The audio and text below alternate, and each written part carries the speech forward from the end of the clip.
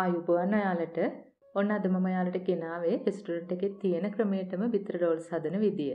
ඉතින් පිටි ග්‍රෑම් 250කින් ඔයාලට මේකෙන් 10ක් හදාගන්න පුළුවන්. හරිම ලේසි, හරිම ලාභයි. ඉතින් සෞඛ්‍ය සම්පන්නව ගෙදරදීම හදාගන්නත් පුළුවන්. අපි දැන් බලමු කොහොමද හදන්නේ, මොනවද අපිට ඕන කරන්නේ කියලා.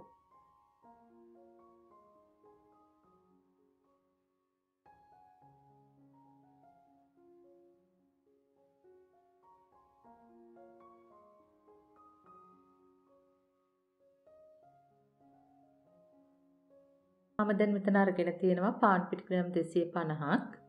ඒකටම එකතු කරනවා ලුණු තේ හැන්දක්, තෙල් මේස හැන්දක්. දැන් අපි මුලින්ම මේ ටික චුට්ටක් කවලම් කරගනිමු.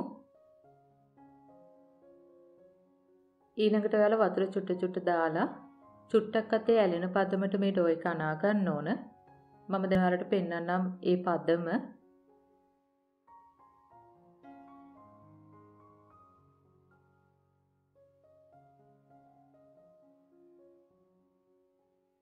මෙන්න මේ වගේ ඔක්කොම ටික එකට එකතු වුණාට පස්සේ ඔයාලා මේක විනාඩියක් දෙකක් වගේ නීට් කරන්න ඕන.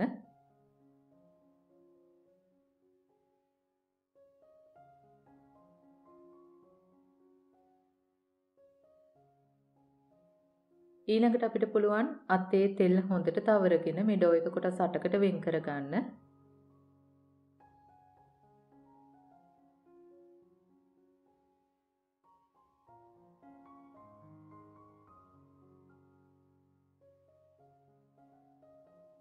දැන් මේ හැම කොටසක්ම මේ වගේ ලස්සනට බෝල හදා ගන්න.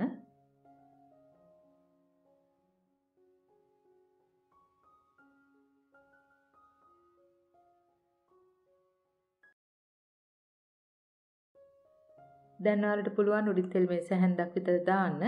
ඊට පස්සේ අපි කරි එක හදලා ඉවර වෙනතුරු මේක වහලා තියන්න.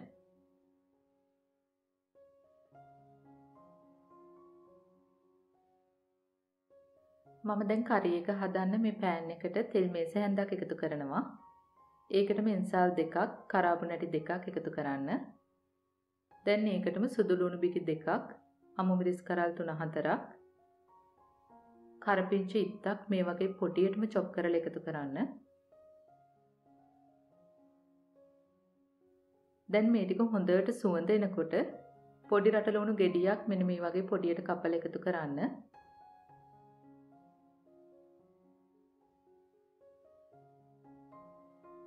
අපි දැන් ඒකටම එකතු කර ගන්න ඕන කහකුඩු තේ හැඳි 8න් එකකුයි, රස අනුව ලුණුයි. රම්පි කොලයකුත් එකතු කරන්න.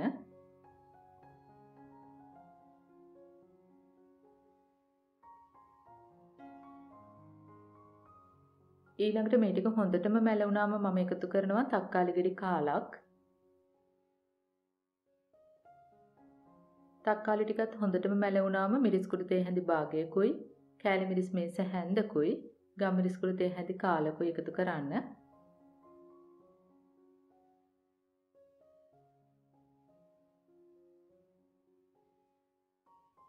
මම දැන් මේකටම එකතු කරනවා ලොකු අලගෙඩි දෙකක් හොඳට තම්බලා පොඩි කරලා. ඒකටම සැමන් පොඩි ටින් එකක මාළුත් එකතු කරනවා.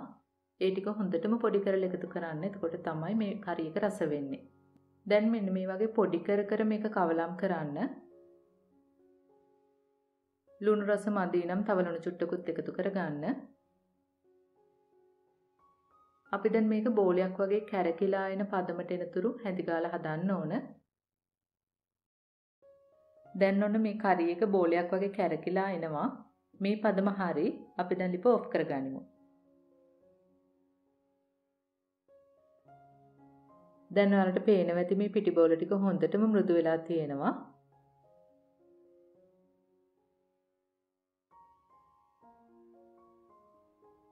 දැන් ට්‍රේ එකක් අරගෙන ඒකේ හොඳට තෙල් තවරන්න.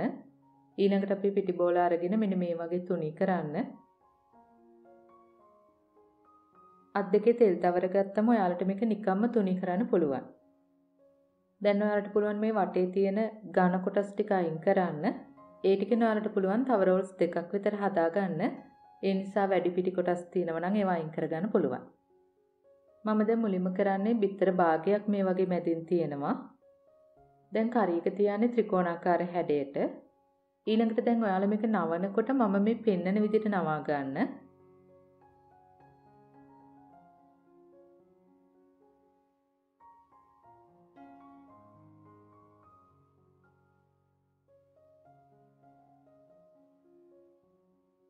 හරිම ලේසි, හරිම ඉක්මනට ඔයාලට මේව හදාගන්න පුළුවන්. දැන් මේක හොඳට සීල් වෙන්නත් ඕන.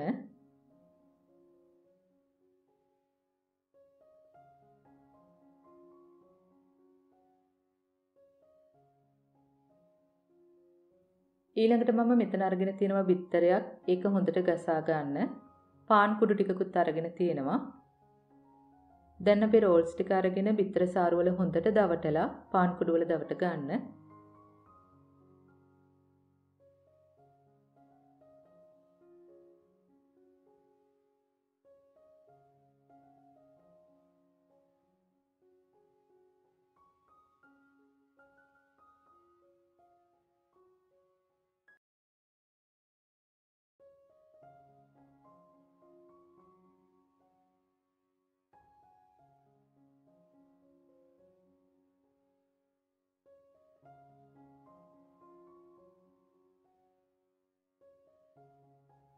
මම දැන් අපේ රෝල්ස් ටික බදින්න යන්නේ.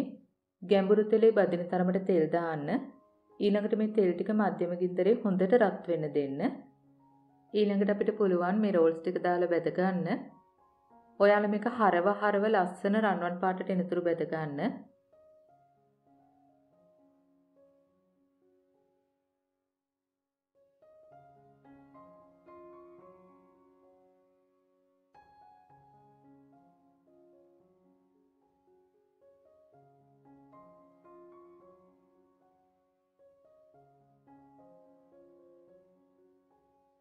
මෙන්න මේ පාටට ආවට පස්සේ අපිට පුළුවන් තෙල් බේරලා අයින් කරගන්න.